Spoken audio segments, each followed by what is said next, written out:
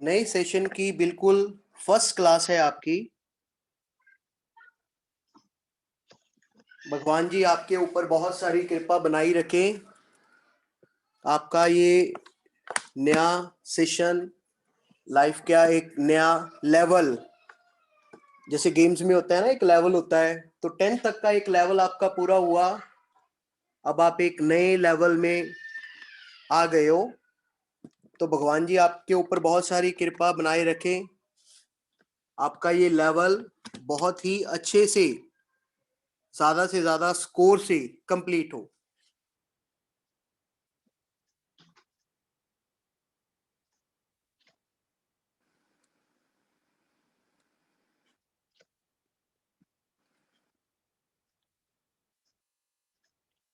शायद कुछ बच्चों को मेरा नाम पता है। My name is Pramod Goyal. मैं आपका इकोनॉमिक्स का टीचर। अपनी तरफ से ज्यादा अच्छी कोशिश करेंगे कि ऑनलाइन क्लास में भी आपको क्लासरूम जैसा माहौल नजर आए। अच्छे से अच्छे करने की पूरी पूरी अपनी तरफ से कोशिश करेंगे। 9th 10th में बेटा जी जो आप इकोनॉमिक्स पढ़ के आए हो, 11th की इकोनॉमिक्स और 12th की इकोनॉमिक्स टोटली डिफरेंट है।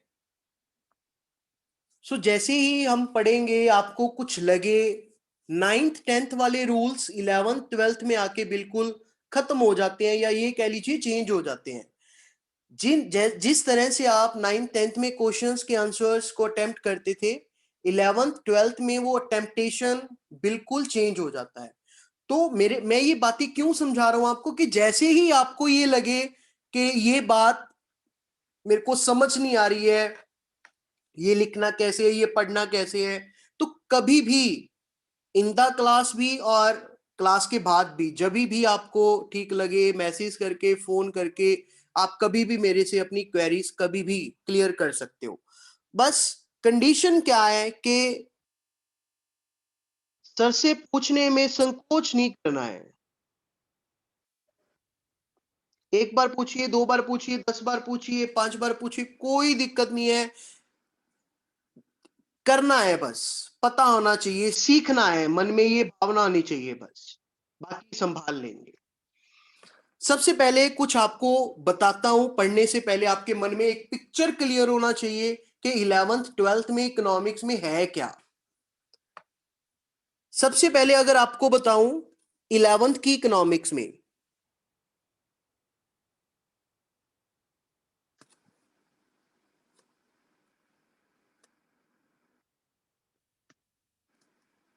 इन 11th क्लास में बेटा जी हमारे पास इकोनॉमिक्स में 2 बुक्स रहेंगी। एक है हमारी माइक्रो इकोनॉमिक्स,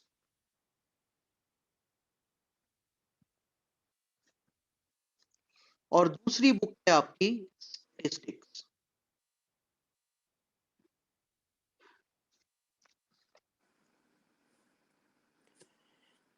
40 मार्क्स का पेपर आपको आएगा माइक्रो इकोनॉमिक्स में से, और 40 मार्क्स का ही आपको पेपर आएगा बेटा जी स्टैटिस्टिक्स में से। अब आप सोच रहे होगे कि 20 मार्क्स आपके किधर गए। वो 20 मार्क्स का आपका क्या है, प्रैक्टिकल।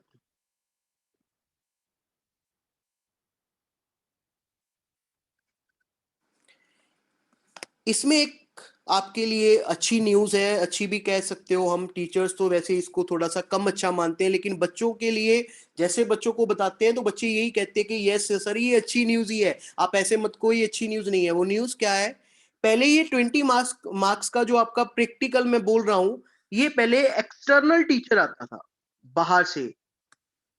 देखा होगा आपने, है ना, स्कूल में प्रैक्टिकल्स होते हैं, बाहर से टीचर आते हैं, वो क्वेश्चन सुनते हैं, उसी हिसाब से जैसा आप सुनाते हैं उसी हिसाब से आपके मार्क्स लगते हैं। लेकिन इस बार से सीबीएसई ने पैटर्न बदल दिया है।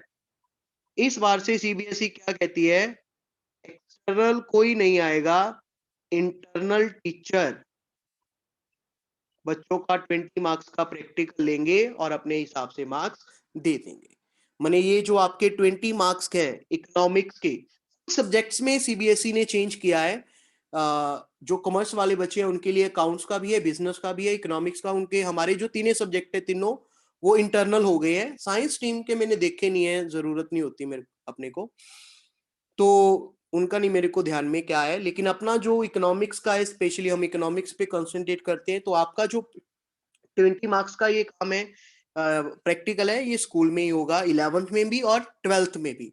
एक्सटर्नल टीचर इस साल से सीबीएसई ने बंद कर दिया है, स्कूल में ही टीचर प्रैक्टिकल लेगा, नंबर लगाएंगे और बोर्ड को भेज दिए जाएंगे, ठीक है। तो ये तो हुई जस्ट बेसिक सी बात कि 11th में आप हम मिलकर पढ़ेंगे एक माइक्रो इकोनॉमिक्स, एक स्टैटिस्टिक्स, 40 मार्क्स की माइक्रो इकोनॉमिक्स, 40 मार्क्स की स्टैटिस्टिक्स और 20 मार्क्स का आपका बेटा जी रहने वाला है ये प्रैक्टिकल कॉन्सेप्ट। अब थोड़ी सी और बात, जब बेसिक बातें बच्चों के मन में क्लियर होती है ना, तो थोड़ा सा पढ़ने में आनंद आता है। ऐसा नहीं है कि आज फर्स्ट ही क्लास है, आती है ना, व्हाट इज ये, व्हाट इज वो, व्हाट इज ये, आप ये बताओ मैं ये बताऊं, कुछ नहीं है। ध्यान से पहले आराम आनंद मानिए क्या कुछ है हमारे पास। 40 मार्क्स में आज से पहले क्या रहता था बेटा जी, 1 मार्क्स वाले क्वेश्चंस आते हैं, 3 मार्क्स वाले 2 क्वेश्चंस आते हैं, 4 मार्क्स वाले 3 क्वेश्चंस आते हैं, और 6 मार्क्स वाले, Jasdeep Kaur please switch off your cam,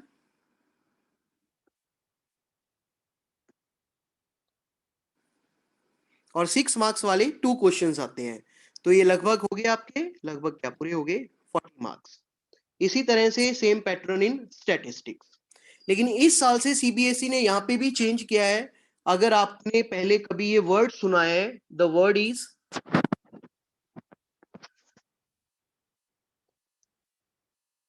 competency based questions.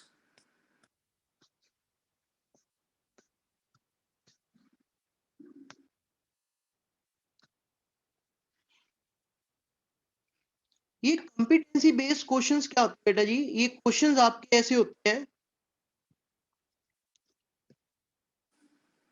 तनु जी का मैसेज आया है कि वॉइस क्लियर नहीं आ रही है बेटा जी। मेरी तरफ से नेटवर्क भी अच्छा है, और मैं बाहर जो हमारे घर के बाहर वाला रूम है वहीं पे बैठा हूँ, मतलब नेटवर्किंग ही, मेरी तरफ कोई कंप्लेंट नहीं है।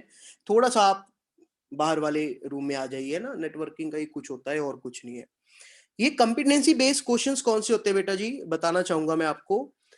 जैसे आपने टॉपिक पढ़ा, टॉपिक समझा, एक तो क्वेश्चंस होते हैं जो आपकी बुक्स में होते हैं, जैसे आपकी 9th-10th में भी आप पढ़ के आए हो, एनसीईआरटी पढ़ते हो बेसिकली, जो उसके पीछे एक्सरसाइज ही होती है ना, लाइक दैट।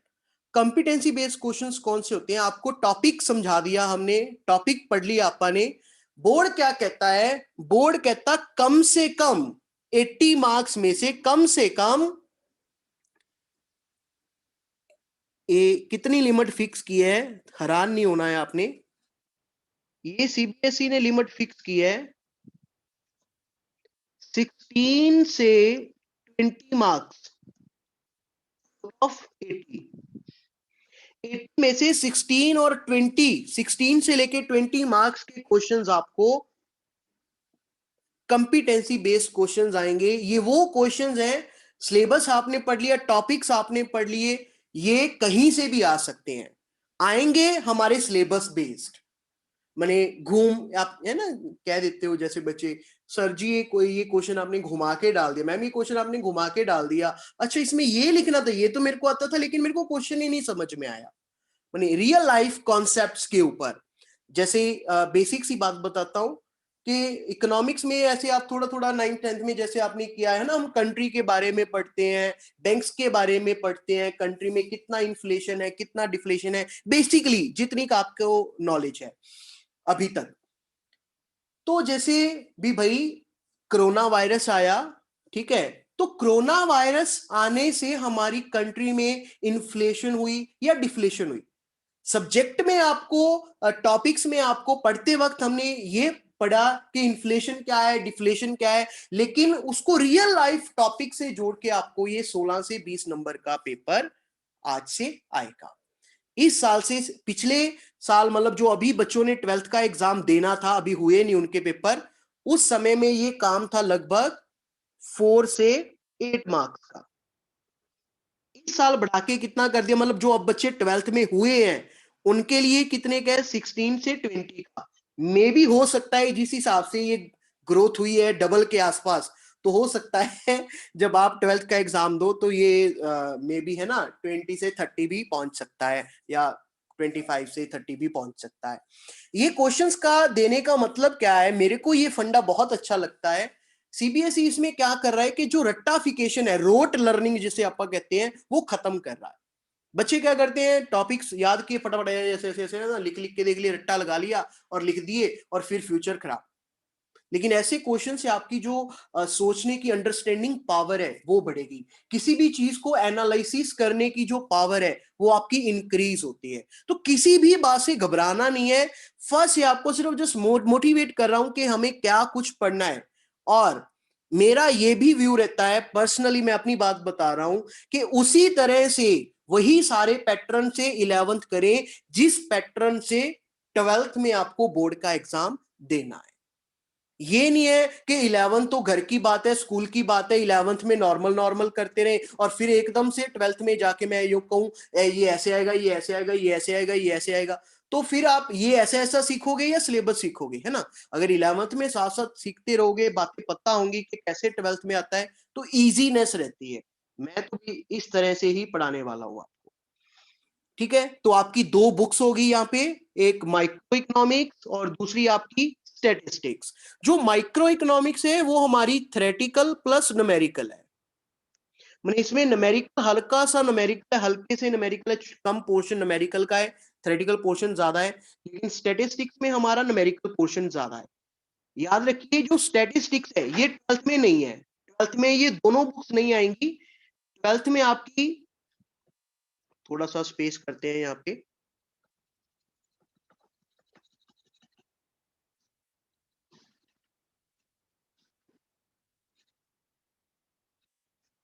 जब मुझे पता चला ना कि वीक में आपकी 5 लेक्चर्स इकोनॉमिक्स के हैं, शायद मेरे हिसाब से बाकी आपके 4 या इकोनॉमिक्स के आपके 5 लेक्चर हैं, कसम से मेरे को बहुत खुशी हुई कि चलो है ना 5 दिन बच्चों से मिलना जुलना लगा रहेगा। 12th में बेटा जी आपको एक मैक्रो आएगी, मैक्रो इकोनॉमिक्स, और दूसरी बुक है आपकी इंडियन इकोनॉमी।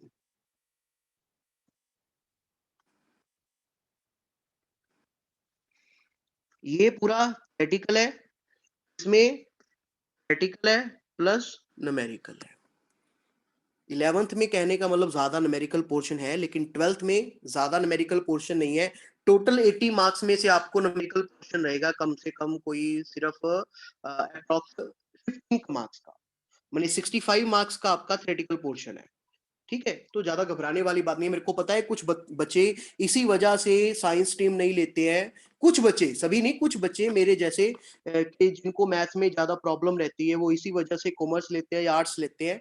तो यहाँ पे हमारे पास मैथ्स 12th में तो बिल्कुल ही नहीं है, 11th में कुछ कुछ हमारे पास स्टेटिस्टिक्स में न्यूमेरिकल पोर्शन आएगा, वो भी आप बच्चों ने कर रखा है। अभी आपको अगर बताऊं तो घबराना नहीं है। जो आप पढ़ते हो ना 9th 10th में, आप शायद वो मीन मीडियन मोड, ये ऐसे चैप्टर्स हैं, जस्ट एक दो टॉपिक्स नए हैं, कोरिलेशन इंडेक्स नंबर, वो नए होंगे आपके लिए। मीन मीडियन मोड वो जो आप 10th में करके आते हो 9th में, यहाँ पे सिर्फ लिखने का पैटर्न चेंज होता है। ठीक है जी।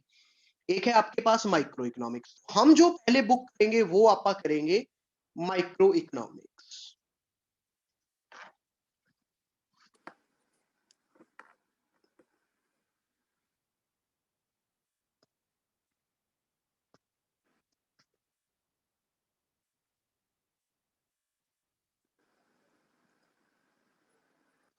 ये वाली बुक आप पहले स्टार्ट करेंगे, यही इकोनॉमिक्स का बेस बनाएगी। एक बात मेरी याद रखना, 11th और 12th में पढ़ी हुई इकोनॉमिक्स अगर आपने आगे जाके इकोनॉमिक्स में पीएचडी भी करनी है ना, तो जो 11th 12th की इकोनॉमिक्स है वही बेस बनेगी, वही आपको जैसे जैसे आप आगे 12th के बाद इकोनॉमिक्स पढ़ते रहोगे उसी के कॉन्सेप्ट बड़े बड़े होते चले जाएंगे। 11th 12th में अगर आपने इकोनॉमिक्स अच्छे से पढ़ ली, याद रखना मेरी बात आज आप लिख लेना, चाहे पीएचडी तक आप इकोनॉमिक्स में मार नहीं खाओगे। अगर आप इकोनॉमिक्स की पीएचडी भी कर लोगे, डॉक्टरेट कर लोगे, इतनी ज्यादा 11th और 12th की इकोनॉमिक्स इंपॉर्टेंट है, ठीक है जी। तो हम स्टार्ट करेंगे माइक्रो इकोनॉमिक्स। एक और बात, आपको जो बुक लेनी है बेटा जी वो लेनी है राधा बहुगुणा की।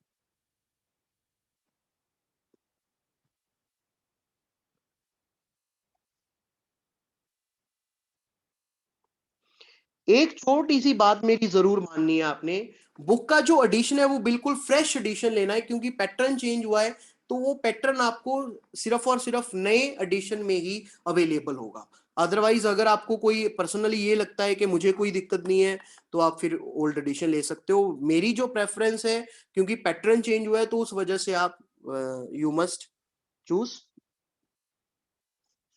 New edition. चलिए थोड़ा सा स्टार्ट करते हैं। इकोनॉमिक्स,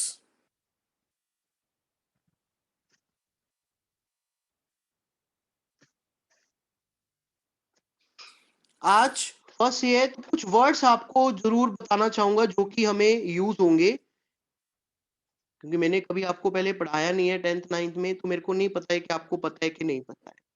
सर नहीं तो आई नहीं मार्केट में, कोई बात नहीं है, अगर नहीं आई है तो एक बार मैं, आप मेरे पास पीडीएफ होगी शायद फर्स्ट चैप्टर की, तो मैं आपको ग्रुप में पीडीएफ भी शेयर कर दूंगा, ठीक है। जो ज्यादा दिक्कत नहीं माननी है, मार्केट में जिसके पास आप जाओ उनको कह दो कि हमें नए एडिशंस इस राइटर के मंगवा दीजिए, तो वो अरेंज करवा देंगे, आपको घबराना नहीं है बस। चलिए बेटा जी, आज हम पहले कुछ 5-6 डेफिनेशंस करनी है जो कि आपके लिए बहुत ज्यादा जरूरी है, क्योंकि जैसे ही हम अपने चैप्टर स्टार्ट करेंगे तो ये वर्ड्स, ये टर्म्स आपको पता होनी चाहिए। सबसे पहली टर्म है और बेसिक टर्म है consumer.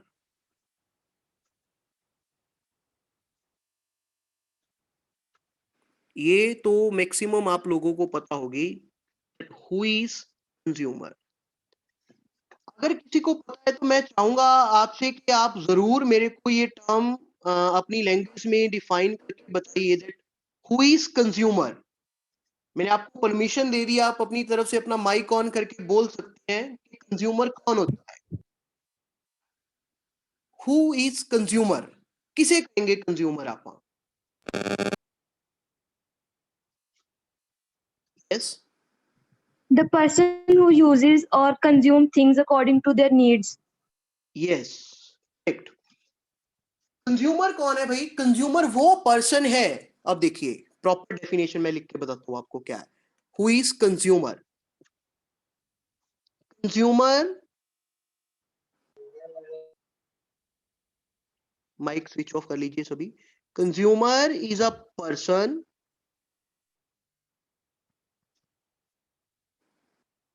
Who consume,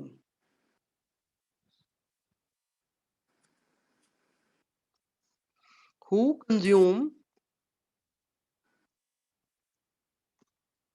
goods and services। मेरे को यहाँ पे आप में से कोई ये बता सकता है? ठीक है, इतनी बात समझ आ गई, मेरे को ये भी पता है कि आपको ये सब सभी को पता ही है कि कंज्यूमर कौन है, इतनी डेफिनेशन सभी को पता है कि कंज्यूमर वो पर्सन है जो कि गुड्स और सर्विसेज को कंज्यूम कर रहा है।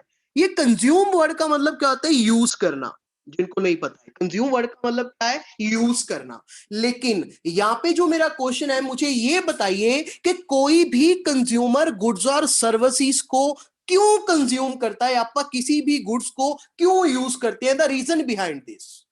यस, किसे पता है कि कंज्यूमर गुड्स और सर्विसेज को किस लिए कंज्यूम करता है? For their own needs. Needs के लिए, और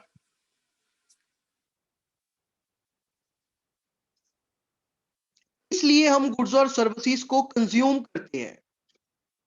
we consume goods and services. Consumer is a person who consume goods and services. क्या कहते हैं हम इकोनॉमिक्स में इसके लिए वर्ड यूज करते हैं? To get maximum satisfaction. ये मेन रीजन है कि हम क्यों गुड्स और सर्विसेज को कंज्यूम करते हैं। The main point here is to get maximum satisfaction. The main motive of every consumer is, किसी भी कंज्यूमर का गुड्स और सर्विसेज को कंज्यूम करने के पीछे मेन मोटिव क्या होता है कि हमें क्या चाहिए, हमें चाहिए मैक्सिमम सेटिस्फेक्शन। जैसे कि आपको बहुत ज्यादा भूख लगी है, मेरी एग्जांपल्स ना थोड़ी फनी होती हैं, तो ऐसे मत सोचना कि सर कैसी कैसी एग्जांपल्स दे रहे हैं। मेरा मोटिव एग्जांपल देने का यही होता है कि आप बच्चों को ऐसी एग्जांपल दी जाए जो कि आपको याद रहे, समझ में आए। तो भाई आपको भूख लगी, आपके सामने दो ऑप्शंस हैं। आपके मम्मा ने कहा कि बेटा जी घर में मैगी भी है, वो बना सकते हैं, या फिर आप सैंडविच बना के खा सकते हो। तो क्या होगा भाई? माइक कौन है भाई आपकी तरफ से, किसी की तरफ से प्लीज? आवाज नहीं आ रही सर, क्लियर। कंज्यूमर कौन है? कंज्यूमर वो पर्सन है जो कि गुड्स और सर्विसेज को कंज्यूम कर रहा है मैक्सिमम सेटिस्फेक्शन के लिए, सेटिस्फेक्शन के लिए वो गुड्स को कंज्यूम कर रहा है। ठीक है, तो एग्जाम्पल क्या बता रहा था आपको कि आपको भूख लगी है, आपने मम्मा से कहा कि मम्मा मुझे कुछ खाना है। मम्मा ने दो ऑप्शन दी आपको कि बेटा जी एक तो हम आपको मैगी खिला सकते हैं, और दूसरा घर पे मेरे पास फिलहाल सैंडविच अवेलेबल है, तो आप दोनों में से क्या खाना पसंद करोगे? बेसिकली क्या कहोगे आप, क्या देखोगे आप? अगर है ना, आप सोचोगे आपके मुंह में मैगी का ज्यादा फ्लेवर आ रहा है या सैंडविच खाने का ज्यादा मन कर रहा है। सैंडविच खाएंगे, पता नहीं बटर मिलेगा नहीं मिलेगा। मैगी ठीक है, मम्मा को कहोगे मम्मा जी ऐसे करो, प्याज प्याज डाल के मटर डाल के मैगी बना दीजिए। कैसे डिसाइड किया? आपका जो पेट है वो तो सैंडविच खा के भी भर सकता था, लेकिन आपने मैगी को प्रेफरेंस ही क्यों दी? क्योंकि वो मैगी ही है जिससे आपको ज्यादा सेटिस्फेक्शन मिलेगी। मतलब कंज्यूमर उन्हीं गुड्स और सर्विसेज को यूज करता है, उसी के ऊपर पैसा खर्च करना पसंद करता है, जिससे उसको क्या मिलती है? maximum satisfaction. The reason behind this, because the main motive of every consumer is to get maximum satisfaction. ये तो बात हुई कंज्यूमर की। अब देखिए यहाँ पे एक और डेफिनेशन करेंगे। यहाँ पे मैंने वर्ड लिखा था कंज्यूम करना। कंज्यूम करना सिंपली मीनिंग कंज्यूम करने का क्या है? कंजप्शन करना, है ना, यूज करना, सिंपल मीनिंग। यहां से अपने को डेफिनेशन मिलेगी कंजप्शन की।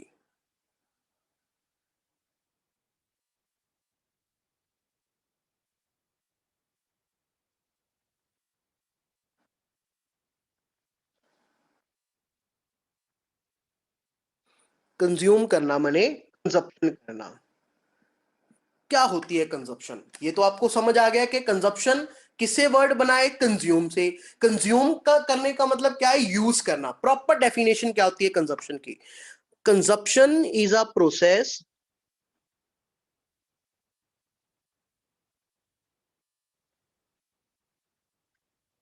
of using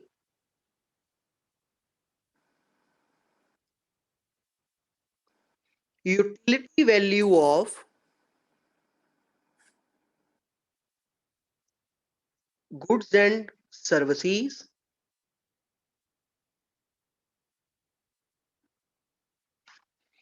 consumption is a process of using utility value of goods and services to get maximum satisfaction.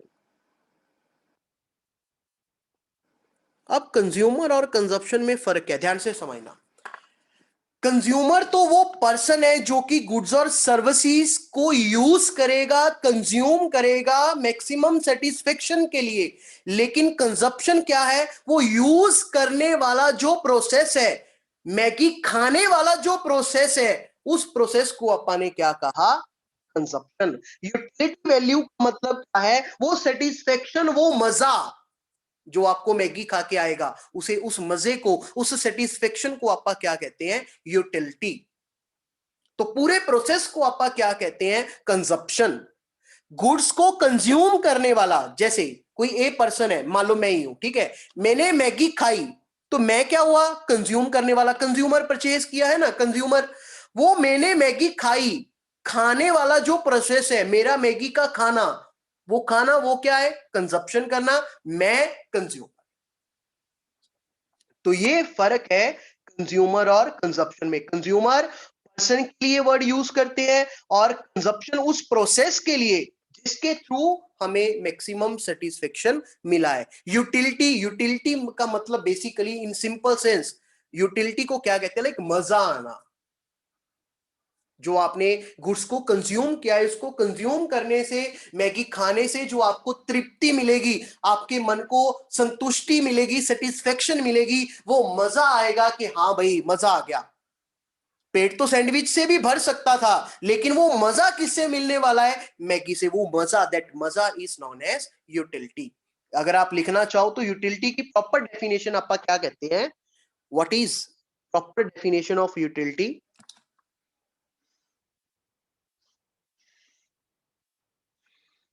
want,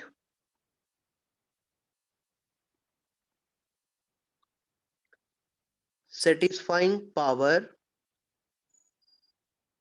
of commodity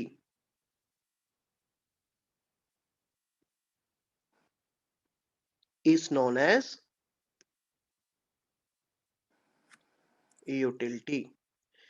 किसी भी कमोडिटी किसे कहते हैं, कोई सामान। जैसे यहाँ पे हमारी एग्जांपल में हम मैगी की बात कर रहे हैं ना, तो मैगी की वो पावर जिससे कि हमारी भूख शांत हो रही है, उस पावर को क्या कहते हैं, यूटिलिटी। उस मजे को क्या कहते हैं, यूटिलिटी। जैसे अभी भाई मैंने फैन ऑन किया जब, क्योंकि आज आपको पता है कि स्कूल तो ऑफ है ना, लॉकडाउन की वजह से, तो मैं घर पे बैठा हूं। तो जब मैंने फैन ऑन किया तो मेरे को ये लगा कि अगर मैं फैन चलाऊंगा तो फैन की आवाज वो लैपटॉप से जाएगी, वो डिस्टरबेंस होगी। तो मैंने क्या किया, फैन बंद कर दिया। मतलब यहां से मेरे को फैन से यूटिलिटी नहीं मिली, फैन से मुझे मेरी वांट सेटिस्फाई नहीं हो रही थी। ठीक है, तो मैंने क्या किया, एसी ऑन कर लिया। अगर एसी से मान लो गर्म हवा आती हो तो क्या मैं एसी चलाऊं? नहीं। एसी क्यों चला रहा हूं? क्योंकि ठंडी ठंडी हवा आ रही है, गर्मी का मौसम है, कमरा बंद करके बैठा हूं। तो भाई अगर वैसे बिना एसी पक्के के बैठूंगा तो वैसे खत्म हो जाऊंगा, है ना, ये कितनी गर्मी है। तो मैंने कहा कि एसी चला लिया। एसी क्यों चलाया? क्योंकि एसी से मुझे वो यूटिलिटी मिल रही है, मतलब मेरी वो जो मुझे गर्मी लग रही थी वो शांत हो रही है, आनंद आ रहा है। ये है यूटिलिटी का मतलब। किसी भी कॉमोडिटी की वो पावर जिससे कि हमारी वांट सेटिस्फाई हो रही है, उसे क्या कहते हैं, यूटिलिटी। तनु सर कंजप्शन डेफिनेशन दोबारा समझा दीजिए। हाँ जी, कंजप्शन क्या है बेटा जी? कंजप्शन वो प्रोसेस है, देखिए मैगी को आपने खाया, वो खाना, मैगी का खाना, उसे क्या कहेंगे, कंजप्शन। और एग्जांपल, तनु मोबाइल परचेज करके लाई। ठीक है, तनु का मोबाइल तनु ने परचेज किया है, तो तनु क्या हुई, कंज्यूमर। मोबाइल जब आप यूज करोगे, वो मोबाइल का यूज करना, मोबाइल पे क्लास लगानी, मोबाइल पे व्हाट्सएप फेसबुक इंस्टा यूज करना, है ना, मोबाइल का वो यूजेज, वो क्या होगा, कंजप्शन। ठीक है, इसी तरह से फॉर एग्जांपल मैं लैपटॉप परचेज करके लाया मार्केट से, मैं क्या हुआ, कंज्यूमर। लेकिन वो मेरा लैपटॉप को यूज करना, दैट इज कंजप्शन। फर्नीचर लाए, सोफा सेट लाए, हम लाए हैं, हमारी फैमिली लाई है, दैट वी आर कंज्यूमर्स। लेकिन उस सोफे सेट का यूज करना, दैट प्रोसेस इज कंजप्शन। अब बताइए तुम जी, क्लियर और नॉट? अपनी वांट को सेटिस्फाई करने के लिए जब हम गुड्स का यूजेस करते हैं, उसे क्या कहते हैं, कंजप्शन। ओके जी, क्लियर। किसी और को कोई डाउट? या दोनों डेफिनेशंस में तीन होगी, बल्कि कंज्यूमर, कंजप्शन और यूटिलिटी, पूछ सकते हो आप चैट बॉक्स में।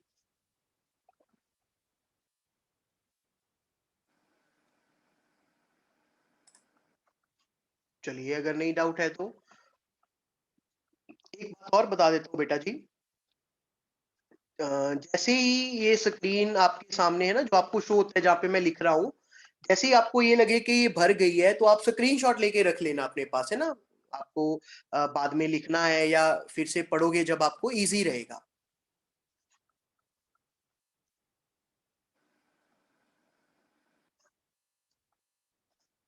कुछ मैसेजेस आए हैं,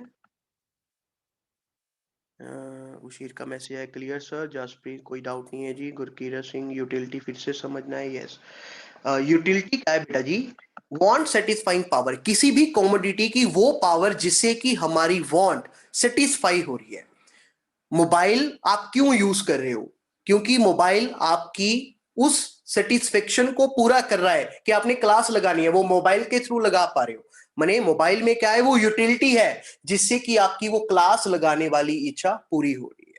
ठीक है, एसी चला रहे हैं, जैसे आप मान लो फैन चला रखा है आपने, या कूलर चला रखा है, या एसी चला रखा है। क्यों चला रखा है? क्योंकि उससे हमें मजा आ रहा है, उससे हमारी वांट सेटिस्फाई हो रही है। हम पेन के साथ लिखते हैं, अगर पेन चले ही ना तो क्या उस पेन का कोई फायदा? नहीं फायदा। पेन हमारी लिखने वाली उस वांट को सेटिस्फाई कर रहा है। माने पेन में क्या है? यूटिलिटी। पेन में वो पावर है जिससे कि आप लिख सकते हैं। That is utility. किसी भी हमारी वांट को सेटिस्फाई करने वाली वो पावर, उस पावर को क्या कहते हैं? यूटिलिटी। अब देखिए आगे,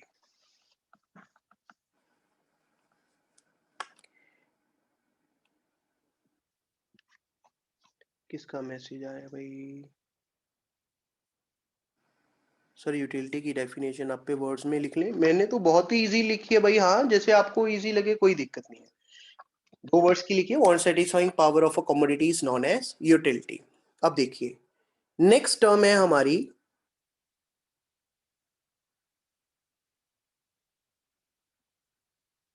प्रोड्यूसर। इससे पहले कौन सी टर्म की? कंज्यूमर। कंज्यूमर कौन है? जो कि गुड्स को कंज्यूम करता है, यूज करता है। लेकिन प्रोड्यूसर कौन होता है? Producer is a person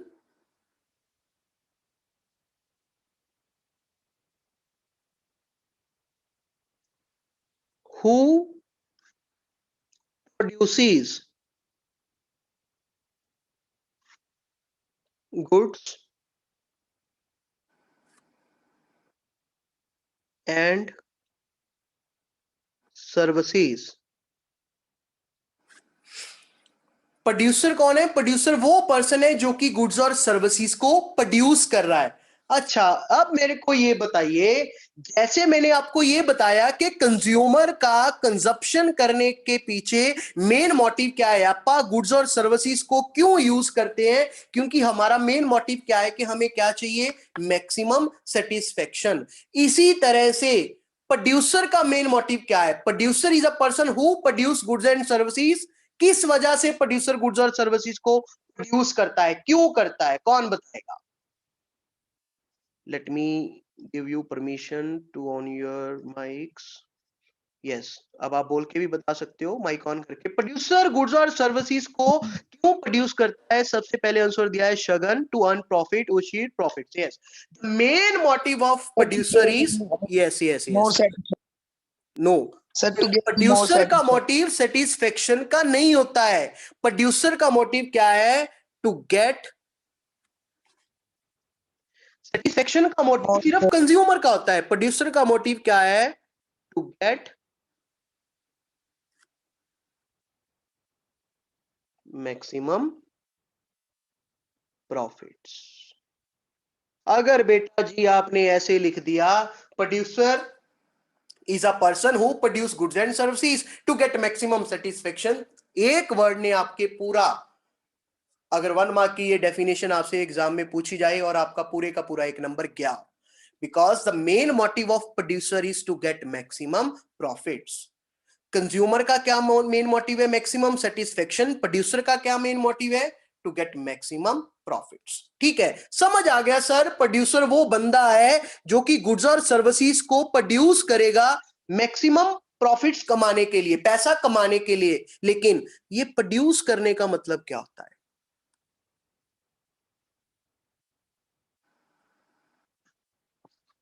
what is production? अगर आप, Manufacture. हैं जी, Sir, manufacture. मैन्युफैक्चर, मैन्युफैक्चर करना, प्रोडक्शन, मैन्युफैक्चरर, वो प्रोड्यूसर को ही कहते हैं। डेफिनेशन क्या होगी प्रोडक्शन की?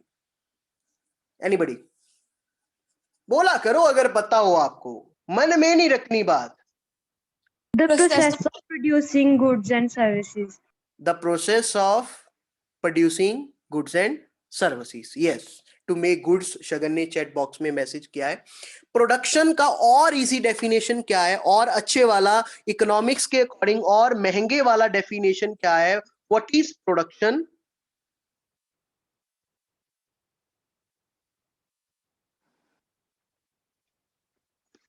Conversion of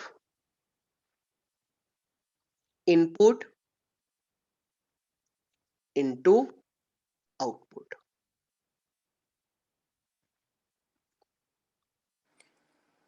किसी भी इनपुट को आउटपुट में कन्वर्ट करना, that is known as production. Easiest definition of production. किसी भी इनपुट को आउटपुट में कन्वर्ट करना. जैसे कि आपके पास फॉर एग्जांपल फ्लोर है, आपके पास घी है, मिल्क है, शुगर है. इससे आपने क्या बना दिए? बिस्किट्स. अब देखिए, ये आपकी चार, फ्लोर, घी, आटा, घी, दूध और चीनी, ये आपकी क्या है? इनपुट. इनपुट को आउटपुट में कन्वर्ट करना. आटा, घी, दूध, चीनी से आपने क्या बनाए? बिस्किट्स. इनपुट से आउटपुट बनाना, ये जो पूरा प्रोसेस होगा, इस पूरे प्रोसेस को आप क्या कहते हैं? प्रोडक्शन. समझ आया? प्रोड्यूसर वो पर्सन है जो कि गुड्स और सर्विसेज को प्रोड्यूस कर रहा है प्रॉफिट कमाने के लिए, और प्रोडक्शन वो